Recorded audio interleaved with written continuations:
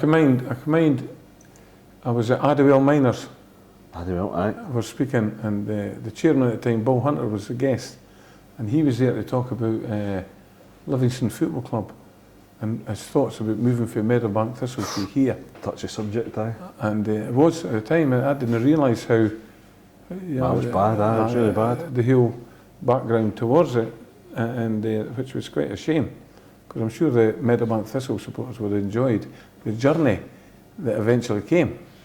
But I was there, and I got asked to go for an interview. I went to see Paul Hunter, and he gave me the job in the early days. And the first person I approached, because we were still at Meadowbank at the Commonwealth Stadium at the time, and I asked my great friend, who was a great bonus coming here, George McNeil. I says, George was the fastest man in the world at one time, and I says, George, go and have a look for 2 games and assess their fitness. Just give me a fitness assessment of the boys.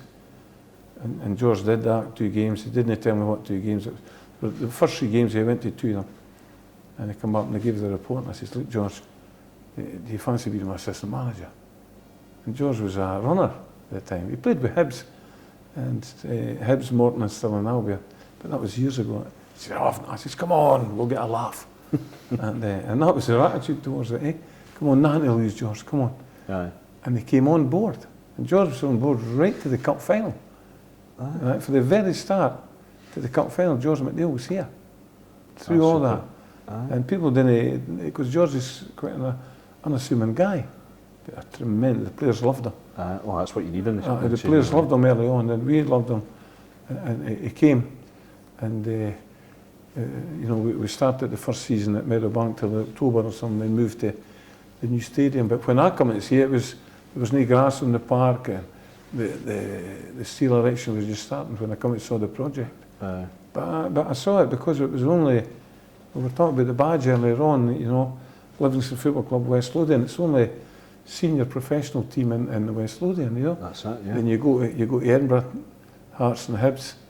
You go that way, you've got Motherwell, Airdrie, Hamilton, teams like that, Falkirk, whatever, and Rangers and Celtic, of course. And I thought, what a great project this could be. Right. So I says, right, I'm going to go and get my teeth into it. It was an opportunity for me because I'd left Dunfermline at the time, and I had been up at Inverness Thistle, and I went to Montrose. Montrose was the only time I didn't have a good time in football for a season. Was that right? I didn't know why, but a great chairman. Chairman was brilliant. But then eventually I arrived here after Adderwell Miners. It was great. What a life's a journey.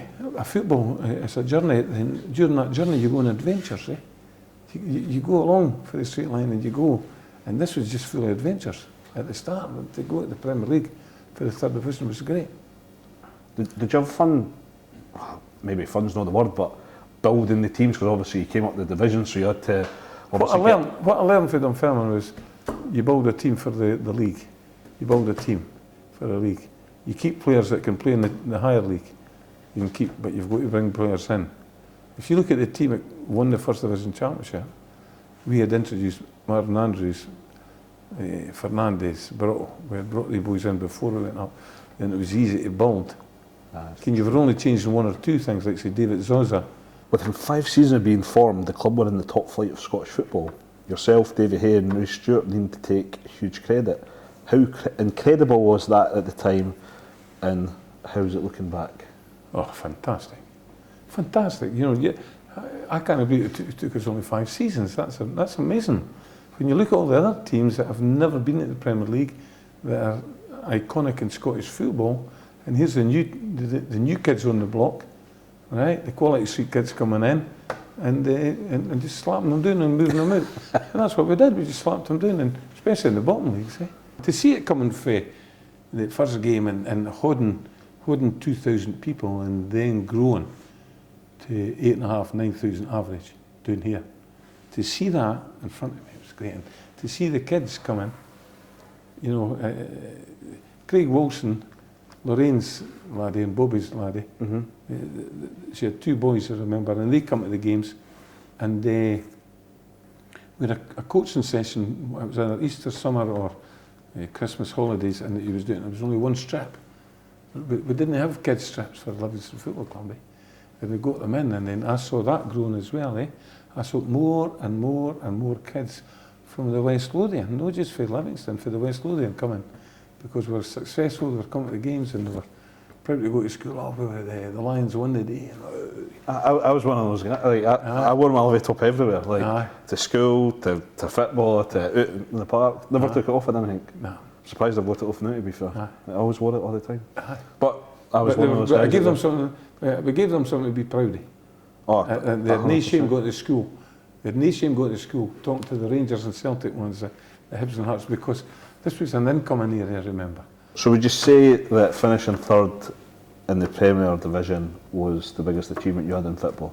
At Livingston, aye. At Livingston. At Livingston, finishing third was amazing. It was amazing. You want to know, we used to have honesty meetings where we'd talk to all the players and say, hey, come on, what's the problem, or how that wasn't as good as the week before, whatever.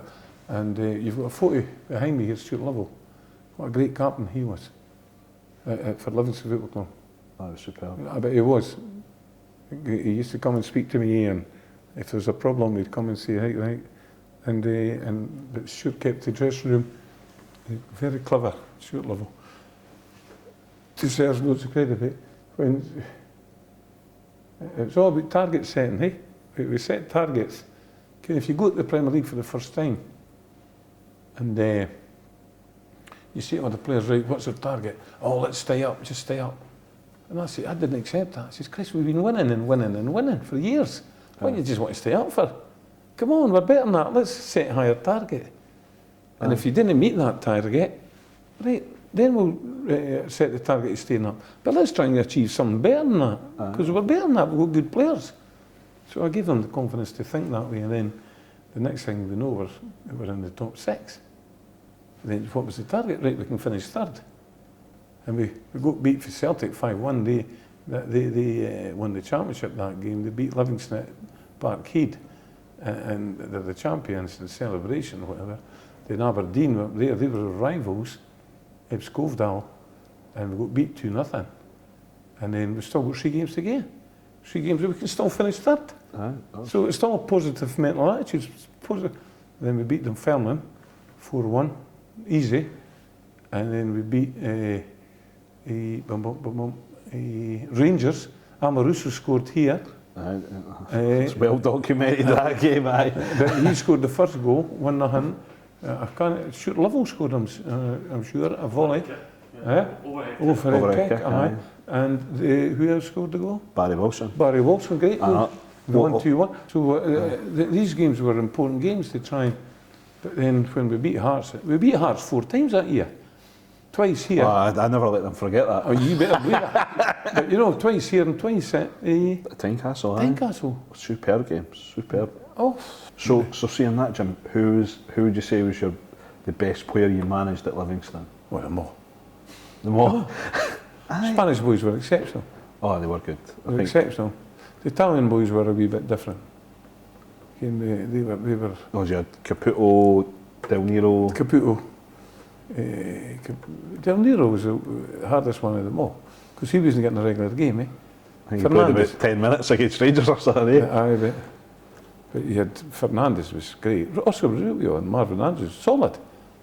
And Oscar came from nowhere. We took a chance. And so see, when we played Vaduz and Sturm Graz, what would be your favourite memories for those sort of games or trips? Well, that you can tell us about. No, the boys were great.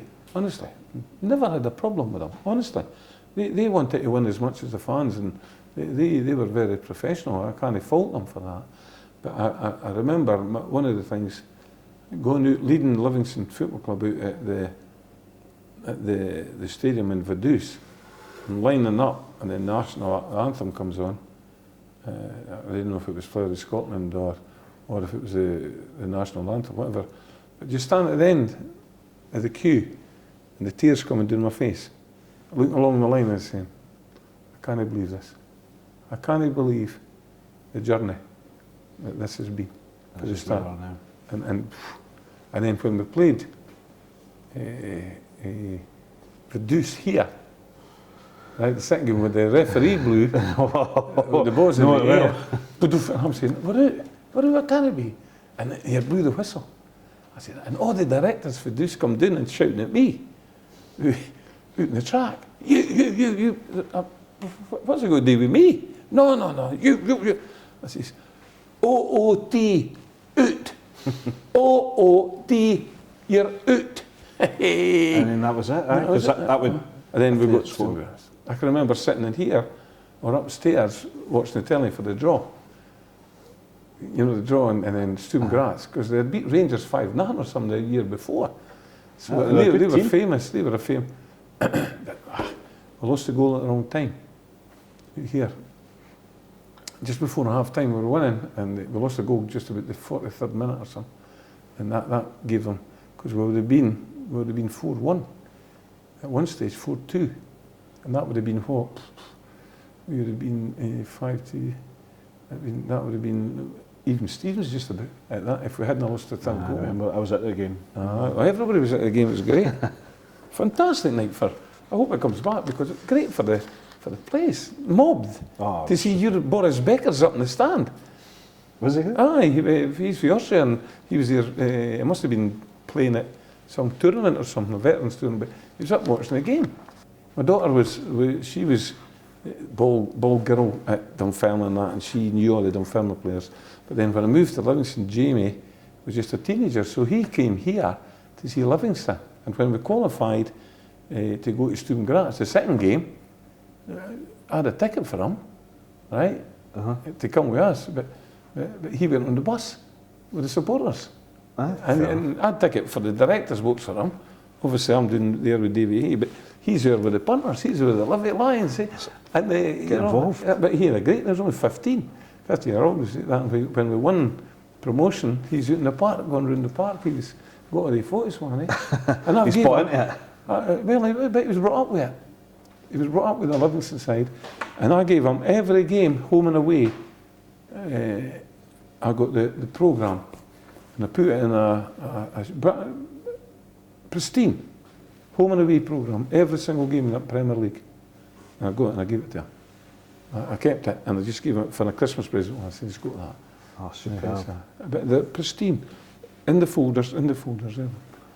So you left by the time we'd won the Cup, but you've spoken previous about having an affection for the club and a great relationship with Davy Hay. Right. What was it like seeing Livingston lift the League Cup in 2004, especially being underdogs against Hibs that day and through all the administration and financial difficulty?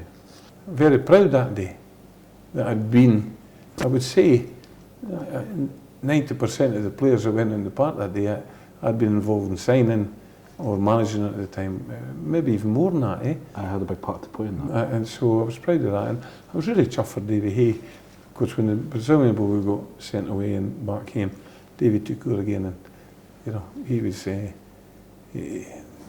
I think Dave and I talked about it, and we said that the biggest regret that the two of us didn't go together that day, because we had built something special for the fans. I was chuffed for them, chuffed for Stuart Lovell and all the boys that won that. Well, it's a major achievement, major. After all those glory days with you at the helm, it was a real downward trajectory for the club. So much has happened in a short space of time, with administrations, threats of going bust, being demoted to the bottom tier, promotions, relegations, but Livingston are now back in the big time, an established top flight team. How great is that for the club and the community? To answer your first part of your question, it was a tragedy what went on. A tragedy that they had got demoted to the third division after all the hard work. It's not easy to go from the third division into the Premier League. It's not an easy achievement. It's something that you've got to think about and appreciate. Hey, all the loving youngsters, you guys have seen it happen twice here. You know, you've seen it happen twice, and that is just phenomenal. And then to come up and stay up, it was great. And then David now, you know, David's a down-to-earth guy, as you know, and we know the history and whatever, but, you know, football-wise, he's now, you know, he's got a second opportunity, he's taking his opportunity, and God bless him, that's what he's doing. I think the first time you do something like that, it's a new venture, a new adventure, and the kids have never seen this. You know, imagine somebody for dead rich and and coming down here to see Rangers, to see Amaruso and all the boys. Big names, international and players. then you come here and you're watching Larson and all these guys and all the top players in the country at the time. And you're just coming down for the top of the road, walking down with your boy or your dad and whatever, and your brother and go over, your Livingston. That was phenomenal. Phenomenal. To do it twice is just fantastic. So go for it, that's what I say. Go for it. We've got a lot of bums on seats during your tenure here, and the club has a brilliant atmosphere. We've seen it on occasion over the years, but probably not enough. Why do you think Livingston don't consistently get the big following? That's a hard one to, it's hopefully, when I came in here originally, you had Rangers, Celtic, Hibs and Hearts. That was the main teams that you're competing against. And at the start it was very difficult because it was the parents and the grandparents that were Celtic and Rangers and Hibs and Hearts, etc. It was the older generation, and they had never seen nothing. As I say, they had never seen nothing like this, and never expected to see that down here at the West Lothian Courier Stadium, the Tony Macaroni Stadium. Now, they never expected that. Then when they did, they would say, well, we can't get to Glasgow today, we can't get into Edinburgh. Come on, I'll take you down to the football, down there, to see their team. And hopefully the second generation, the next generation, like yourselves, you're now being brought up a Livingston fan. And then and then you've just built on that and built on that. Livingston, people say, Livingston's a community club, right? Would you agree? I think I'd agree with that, yeah. No, I didn't. Livingston's a club in the community. Okay. There's a difference. You understand the difference, eh? You've got a community club everywhere. Every football club, that's your community club. Of course not. But does the club go out to the community? Does the club go in and attract the youngsters? And Livingston do that with their projects, and you see all the kids round the back. So Livingston's a club in the community. Without the community, you've just got a stadium with nobody, eh? What you go there? So I take it that was like one of the big things that you wanted to do is really engage the community. And see your badge. What does it say on your badge? Well, what does it say? It's a bit crumpled, but Livingston FC West Lothian. That used to be Livingston FC, Surgo and Lucem or something. Latin for Rising to the Light. And we changed it to West Lothian to make it the people feel it's not just Livingston, it's Uphall, it's Deckman, it's Eccles-Mackin, it's Kirtlisson, it's all the teams get out and going out that way. It's West Lothian, it's your team. So on the back of that, Jim, what would you say to an ex-supporter that fell in love with the club but hasn't been for a while, or a youngster who hasn't sure on which team to follow? Why Livingston? Well, the older supporter, get your arse in gear and get down here, no fear. Right? For the younger ones, be proud of your local team. Right? All the teams have good, bad and indifferent. You have your ups and downs. Dunfermline just now, they're having a hard time, but you'll stick by them through thick and thin. No, of course. If you're loyal, and that's what you've got. That's what you've got to have here. You guys will stick here now. You're in forever now. Well, that's the thing with the brickwork now, aye. Right, and does the drummer still come down? What's I've got a drummer. How about the old one? Oh, Diesel. Oh, a legend, man. Oh, yeah. Diesel. You've got to give them good times, eh? Whether you're winning or not, give them good times. Give them something to celebrate. And remind them what they've achieved. Don't be ashamed of what you've achieved. League Cup winners. Third, sitting first. Third in the first of the Premier League. Third. If you can you try to sum up what the club means to you? I know Livingston holds a special place in your heart. It does. Sincerely it does, because it gave me, Livingston Football Club gave me, a second chance. Gave me a second chance to do what I did at Dunfermline. And I took that chance. Life's full of opportunities. Some people take an opportunity and achieve what they're set out to do. I took an opportunity, and I'm grateful for that opportunity. Grateful to Bill Hunter to start, and then Dominic, Wally and John for keeping me here and keep me on. And I'm just delighted that I gave something back to initially Livingston community, but the wider community of West Lothian, I'm proud of what I achieved for them, and it's something that we should celebrate every chance we get what they've achieved here. No, of course. And well done to everybody that was part of that. From the start to now, well done to them all.